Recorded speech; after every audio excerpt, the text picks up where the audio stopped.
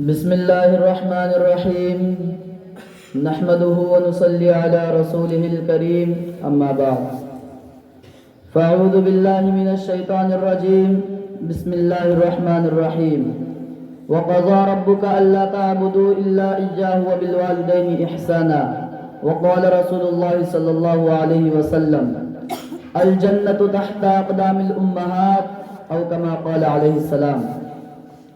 صدر محترم، حاضرین مجلس، السلام علیکم ورحمۃ اللہ وبرکاتہ۔ آج میں آپ حضرات کے سامنے والدین کا مقام اور موجودہ حالات کے عنوان پر لب کشائی کی جسارت کر رہا ہوں۔ امید کرتا ہوں کہ آپ حضرات بغور سماعت فرما کر میری حوصلہ افزائی فرمائیں گے۔ اللہ تبارک و تعالی مجھے صحیح اور سچی باتیں کہنے اور ہم سبھی کو اس پر عمل کرنے کی توفیق عطا فرمائے، آمین۔ سامعین محترم، والدین اللہ تعالیٰ کی ایک عظیم نعمت ہے۔ ان کا سایہ اولاد کے لیے باعث رحمت ہے، ان کا انداز سراپا شفقت ہے، ہر ایک پر لازم کی اطاعت ہے۔ جس کی زندگی میں والدین کی خدمت ہے وہ بڑا ہی باعظمت ہے، اسی کے لیے اللہ کی قربت ہے، اس لیے کہ ان کے قدموں تلے جنت ہے، یہی فرمان خدا اور پیغام رسالت ہے۔ حاضرین اعزام، والدین کا مقام و مرتبہ اتنا بلند ہے کہ اللہ جل جلالہ نے بہت سارے مقامات پر اپنے حق کے ساتھ ساتھ والدین کے حق کو بھی بیان فرمایا۔ چنانچہ کبھی تو فرمایا وَقَضَى رَبُّكَ أَلَّا تَعْبُدُوا إِلَّا إِيَّاهُ وَبِالْوَالِدَيْنِ إِحْسَانًا إِمَّا يَبْلُغَنَّ عِندَكَ الْكِبَرَ أَحَدُهُمَا أَوْ كِلَاهُمَا فَلَا تَقُل لَّهُمَا أُفٍّ وَلَا تَنْهَرْهُمَا وَقُل لَّهُمَا قَوْلًا كَرِيمًا وَاخْفِضْ لَهُمَا جَنَاحَ الذُّلِّ مِنَ الرَّحْمَةِ وَقُل رَّبِّ ارْحَمْهُمَا كَمَا رَبَّيَانِي صَغِيرًا۔ یعنی اللہ تعالیٰ کے علاوہ کسی کی عبادت نہ کرو اور والدین کے ساتھ حسن سلوک کرو۔ ان میں سے ایک یا دونوں بوڑھے ہو جائے تو ان کو اف تک بھی نہ کہو اور ان کو مت جھڑکو، ان کے ساتھ نرم اور اچھی گفتگو کرو، ان کے سامنے نرمی اور محبت کے بازو جھکا دو اور ان کے لیے دعا کرو کہ اے اللہ ان پر اپنی رحمت نازل فرما۔ جیسا کہ انہوں نے بچپن میں مجھے بڑے پیار سے پالا ہے تو پتہ چلا کہ اللہ نے اپنے حق کے فوراً بعد والدین کے حق کو ادا کرنے کا حکم فرمایا۔ یہ ایک جگہ نہیں بلکہ جگہ جگہ پر والدین کی خدمت و فرما برداری کا حکم دیا۔ چنانچہ سورہ نساء میں وَاعْبُدُوا اللَّهَ وَلَا تُشْرِكُوا بِهِ شَيْئًا وَبِالْوَالِدَيْنِ إِحْسَانًا فرمایا تو سورہ انعام میں اللہ تشرکوا بِهِ شَيْئًا وَبِالْوَالِدَيْنِ إِحْسَانًا فرمایا تو سورہ عنکبوت میں وَوَصَّيْنَا الْإِنسَانَ بِوَالِدَيْهِ کی ترغیب دی تو سورہ لقمان میں اللہ نے اپنے شکر کے ساتھ والدین کا شکر ادا کرنے کی تعلیم دیتے ہوئے ان اشکر لی وَلِوَالِدَيْكَ فرمایا تو والدین کے مقام سے آگاہ کرنے کے لیے رب رحمان نے اپنے قرآن میں بنی اسرائیل سے لیے ہوئے عہد کا تذکرہ فرمایا وَإِذْ أَخَذْنَا مِيثَاقَ بَنِي إِسْرَائِيلَ لَا تَعْبُدُونَ إِلَّا اللَّهَ۔ حاضرین مجلس، والدین کا مقام و مرتبہ بہت بلند ہے، یہی وجہ ہے کہ ان کی خدمت و فرما برداری کی بار بار تعلیم دی گئی، ان سے اچھی گفتگو کرنے اور ان کے لیے دعا کرنے کا طریقہ سکھایا گیا، اور نبی رحمت حضرت محمد رسول اللہ صلی اللہ علیہ وسلم نے ان کی اطاعت و خدمت کو حصول جنت کا ذریعہ بتلایا، ان کی نافرمانی و ناقدری کو سبب جہنم قرار دیا۔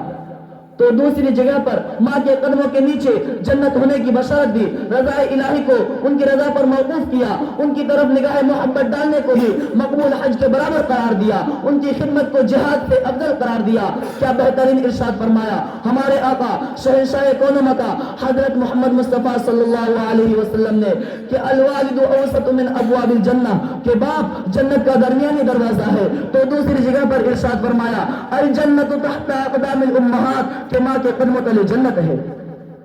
کسی شاعر نے کیا خوب کہا ہے کہ جہاں کے رب نے ماں کو عظمت کمال دی، کہ جہاں کے رب نے ماں کو عظمت کمال دی اس کی دعا میں آئی مثبت مثال دی۔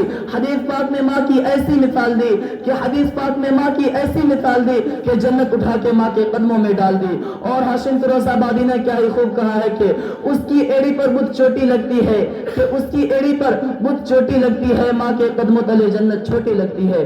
محترم حضرات، جب والدین کا مرتبہ اتنا بڑا ہے تو ہمیں چاہیے کہ ہم والدین کی خوب خدمت کریں، ان کی ہر بات پر اپنی جان فدا کریں، مگر جب ہم اپنے معاشرہ پر ایک سرسری نظر دوڑاتے ہیں تو یہ کہتے ہوئے بھی شرم में महसूस होती है कि आज औलाद अपने वालिदैन की नाकदरी कर रही है। वालिदैन को तकलीफ पहुंचाना उनका मशगला बन गया है। वो वालिदैन की खिदमत के बजाय खुद उनसे खिदमत लेती है, उनको राहत पहुंचाने के बजाय अजियत पहुंचाती है। बुढ़ापे में उनके लिए ढाल बनने के बजाय वबाल बन जाती है। उनका अदब करने के बजाय उनको गालियां बकती है। उनका दिल खुश करने के बजाय उन्हें आज़ुर्दा और रंजीदा करती है। तो मैं ऐसी औलाद से कहना चाहता हूँ कि जरा अपने माजी पर तो नजर दौड़ाओ कि तुम्हारी माँ ने तुम्हें बेपनाह मुशक्कतों से जन्म दिया है और तुमको 9 महीने अपने पेट में रखकर तुम्हारी परवरिश की, और जब तुम पैदा हुए तो खुद कच्ची और गीली जगह सोकर तुम्हें नरम और गर्म जगह पर सुलाया करती थी। अरे वो वक्त भी तो जरा याद करो कि तुम्हारे वालिदैन ने खुद नहीं खाया मगर तुम्हें पेट भर खिलाया, खुद नहीं पहना मगर तुम्हें पहनाया, अपनी जरूरतों को छोड़कर तुम्हारी ख्वाहिशात को पूरा किया। मगर आज जरा सा क्या जवान हो गए कि अपने मुश्किल और हमदिल वालिदैन को आंखें दिखा रहे हो, अपने ही माँ पर मसाइल के पहाड़ तोड़ रहे हो। तुम्हें अच्छी तरह याद होगा कि जब तुम छोटे थे तो तुम्हारी वालिदा ने तुम्हारे खातिर क्या क्या बर्दाश्त नहीं किया, सिर्फ तुम्हारी खातिर लोगों से झगड़ा तक किया, सारे जमाने से बरतरफ होकर तुम्हारी तरफदारी की और बार बार अपने सीने से लगा कर कहा कि ये मेरा प्यारा है, ये मेरा दुलारा है। अरे तुम बेपनाह काले थे मगर तुम्हारी माँ ने कहा ये मेरा चांद का टुकड़ा है, ये मेरी आंखों का तारा है। अलगर्ज माँ के बेशुमार एहसानात है जिसका तज़किरा हमारे बस की बात नहीं, मगर जालिम औलाद तो इतने सारे एहसानात के बावजूद जुल्म पर जुल्म करती है और उन्हीं हाथों से अपनी माँ को मारती है कि जिन हाथों को उसकी माँ ने कई मरतबा मोहब्बत से बोसा लिया है। मैं याद दिलाना चाहता हूँ कि यही वो माँ है कि जिसके पेट में 9 महीने बोझ बनकर तुमने इब्तिदाई जिंदगी गुजारी है। यही वो माँ है कि जिसने दुश्वार मराहिल को सिर्फ तुम्हारी मोहब्बत में बर्दाश्त किया। यही वो माँ है कि जिसके ही पेट में तुम्हारी ये जुबान बनी कि जिस जुबान से तुम उससे गालियां बक रहे हो। यही वो माँ है कि जिसके ही पेट में तुम्हारी ये आंखें बनी कि जिससे तुम अपनी माँ को आंखें दिखा रहे हो।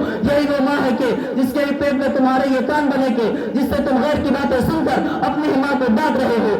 यही वो माँ है कि जिसके पेट में तुम्हारा ये हाथ बना के जिससे तुम अपनी माँ को धमकी दे रहे हो। हाँ, ये वही माँ है कि जिसके पेट में तुम्हारे ये कदम बने के जिस कदम को तुम उसे नाराज करने के लिए उसके मर्जी के खिलाफ उठा रहे हो।